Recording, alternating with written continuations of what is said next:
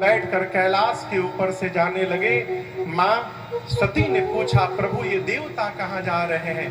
बाबा ने सब बताया। माँ ने कहा, प्रभु पिता के घर उत्सव है। जो प्रभु आय सो हो।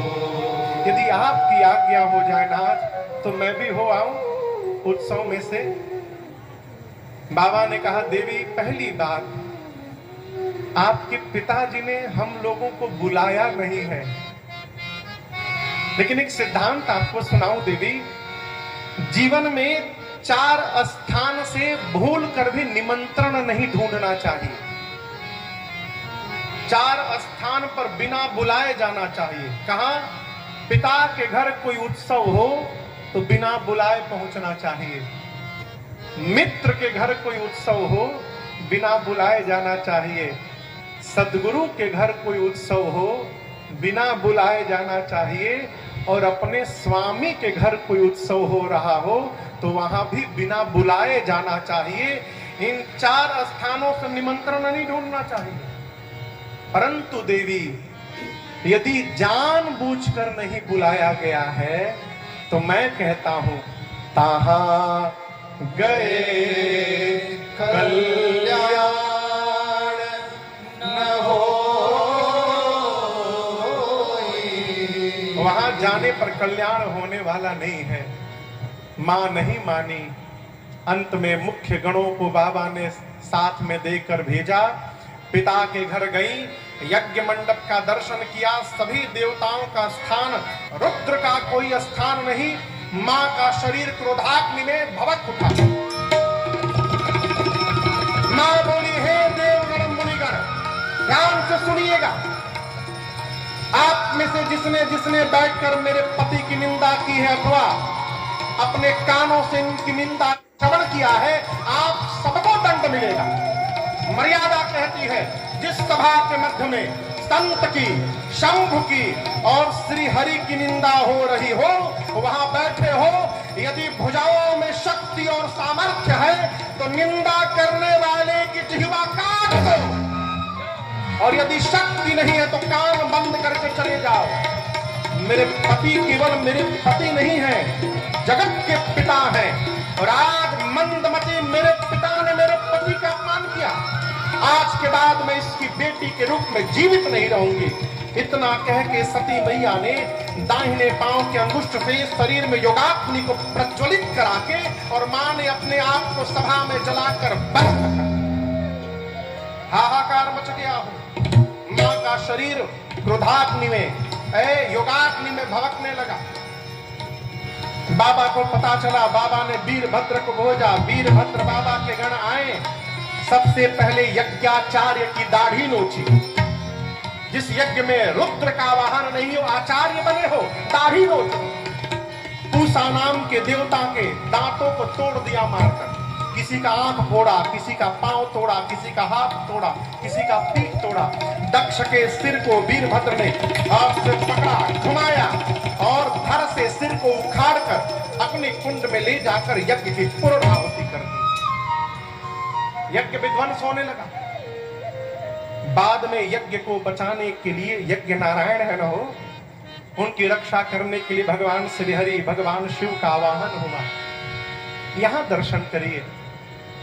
मैया प्राण छोड़ने से पहले राम जी से वरदान मांगते, प्रभु जन्म जन्म शिव पद अनुराग।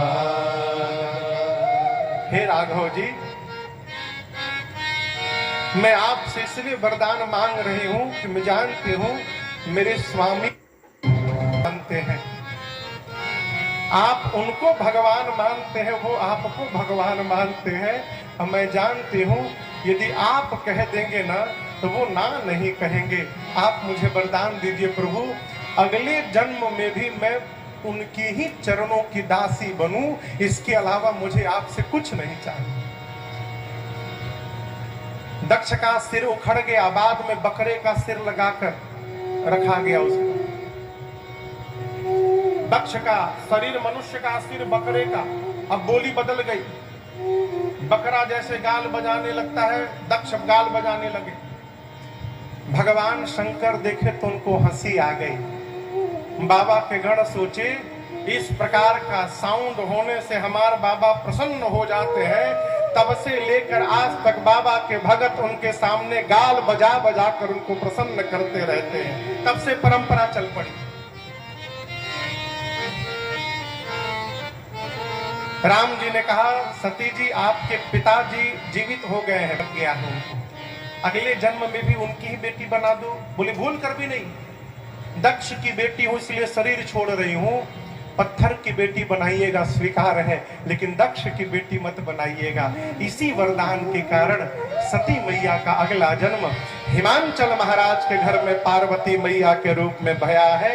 आइए एक बार भाव और श्रद्धा से बोलिए पार्वती मैया की जय। नारद जी पहुंचे हिमांचल जी के घर में। हिमांचल जी ने पार्वती जी को बुलाकर कहा, तनिक मेरी बेटी के हाथ की रेखा देखिए तो दोष गुण बताइए। नारद जी बोले, आपकी बेटी समस्त सद्गुणों की खान होगी, उमा अंबिका भवानी नाम होगा, इनका सौभाग्य खंड होगा, संसार की स्त्रियां आपके देवी के नाम, बेटी के नाम का स्मरण करके पातिव्रत धर्म का पालन करेंगे, आपकी बेटी की सर्वत्र पूजा होगी। हिमांचल जी बोले, हम दोष पूछे थे। नारद जी बोले, होगा तब न बतावेंगे, इनमें तो नहीं है लेकिन इनके पति में थोड़ा दिखाई दे रहा है, कहिए उनका बताओ, कहिए। नारद जी स्वरूप है अगुना अमाना मातु पितु हीना उदासीना सब संशय छीना। अब यहाँ एक निवेदन करो आपसे माई बाप,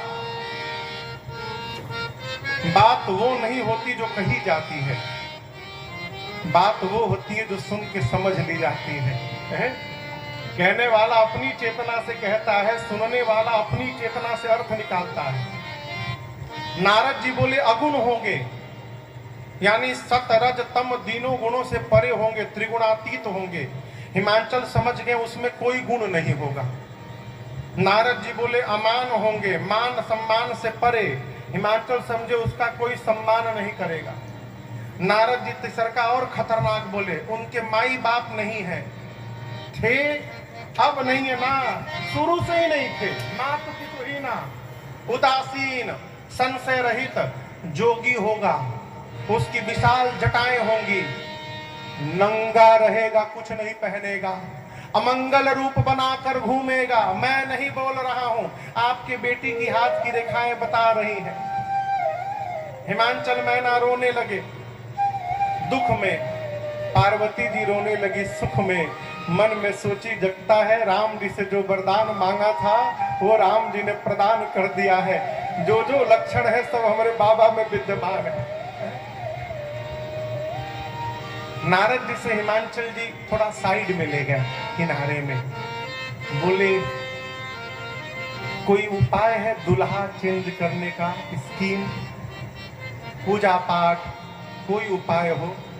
नारद जी बोले, क्या बोले? कह मुनि सही मवंत सुनो, जो विधि लिखा देव तनुज नर नारी ओम नारद जी ने कहा, मेरे पिता ब्रह्मा जी ने आपकी बेटी के भाग्य में जो लिख दिया है कोई मिटा नहीं सकता, दूल्हा तो यही बनेगा। लेकिन मैं एक बात बोलूं, जो जो मैंने दूल्हे के दोष बताए हैं वो सब शंकर जी में विद्यमान है, और यदि बाबा से आपकी बिटिया का विवाह हो गया ना तो कल्याण हो जाएगा। हिमांचल जी बोले, कैसे विवाह होगा? बोले, यही बताने के लिए आया हूं, यदि पार्वती जी तपस्या करेंगी तो भगवान शंकर अवश्य प्राप्त होंगे। ऐसा सुनकर मेरी मां पार्वती ने कठोर तपस्या की, हजारों वर्ष मां ने वन में जाकर छोटी आयु में तपस्या की। आकाशवाणी ने मेरी मां को वरदान दिया, आपकी मनोकामना पूर्ण हुई भवानी जी। इधर सती मैया का शरीर शांत होने के बाद भगवान शंकर को वैराग्य आ गया। जहां तहां जाकर लगे भगवान की कथा गाने सुनने। एक दिन राम जी प्रकट होकर के बोले, बाबा मैं कुछ मांगूंगा तो देंगे? शंकर जी बोले, आज्ञा करिए प्रभु। राम जी ने कहा, जाए विवाह हो शैल जही, यह मोहि मान। आप जाकर पार्वती जी से विवाह करिए। शंकर जी ने पहले कहा, प्रभु उचित तो नहीं है, लेकिन आपकी आज्ञा शिरोधार्य है। अब यहां दर्शन करिए। शंकर जी ने सोचा कि पार्वती ने पिछले जन्म में मेरे भगवान की परीक्षा ली, अब इस जन्म में जब तक मैं उनकी परीक्षा नहीं लूंगा मैं विवाह करने वाला नहीं। तो सप्तऋषियों को भेजा विवाह कर परीक्षण करने के लिए। सप्तऋषि आए, पार्वती जी से लगे कहने, कहां बैठी हैं आप, जिसके लिए तपस्या कर रही हैं, भीख मांगते खाते हैं, उनके पास कुछ है नहीं, आप उनके पास सुखी नहीं रहेंगी, बहुते दोष है। हम आपके लिए बहुत सुंदर दूल्हा लेकर आए हैं। कौन? विष्णु जी, उनमें कोई दोष नहीं है, कहिए चर्चा चलावे। पार्वती जी ने कहा, आपने आने में देरी कर दी है। क्यों? हमने लगन इनसे हम लगा बैठे, जो होगा देखा जाएगा। लगन इनसे हम लगा बैठे, जो होगा देखा जाएगा। लगन इनसे लगा बैठे, जो होगा देखा जाएगा। लगन इनसे लगा बैठे, जो होगा देखा जाएगा।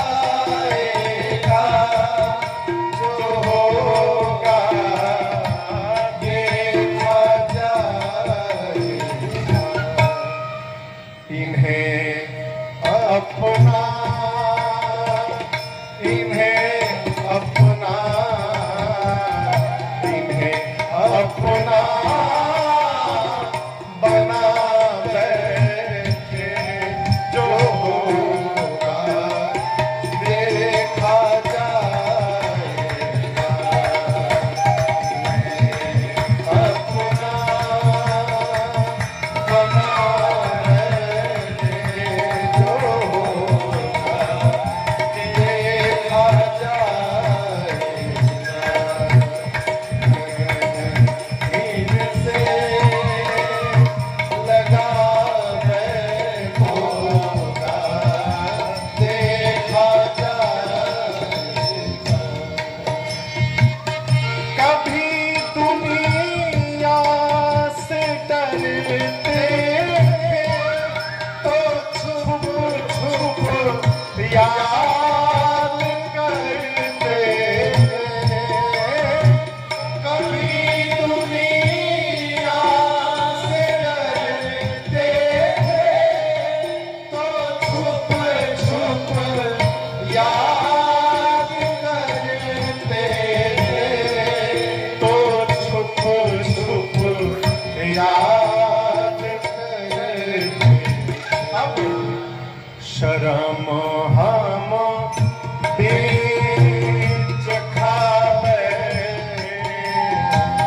शर्म हम बीच खावे, जो होगा देखा जाएगा।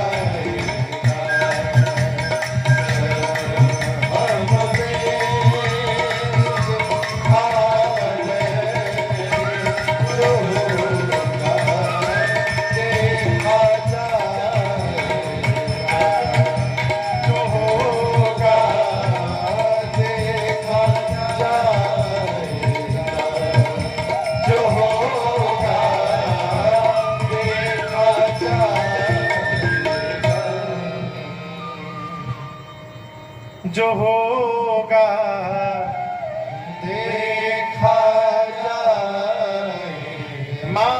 रानी की निष्ठा का दर्शन करके सप्तऋषि मां की जय जयकार करके जाकर बाबा को सुनाए। भगवान शंकर इतने आनंद में आए कि फिर समाधि में चले गए।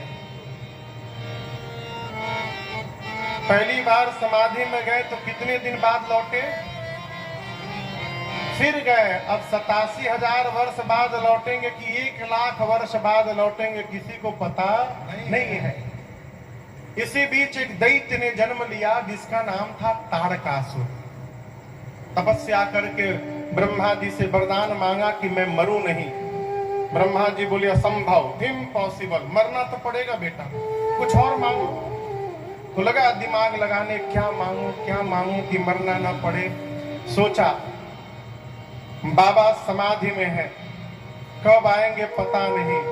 आ भी गए तो उनकी पत्नी है नहीं, पत्नी नहीं है तो बेटा नहीं होगा। बस वरदान मांगा कि भगवान शंकर के तेज से जो संतान जन्म ले वही मुझे मारे। ब्रह्मा जी बोले तथास्तु, वरदान प्राप्त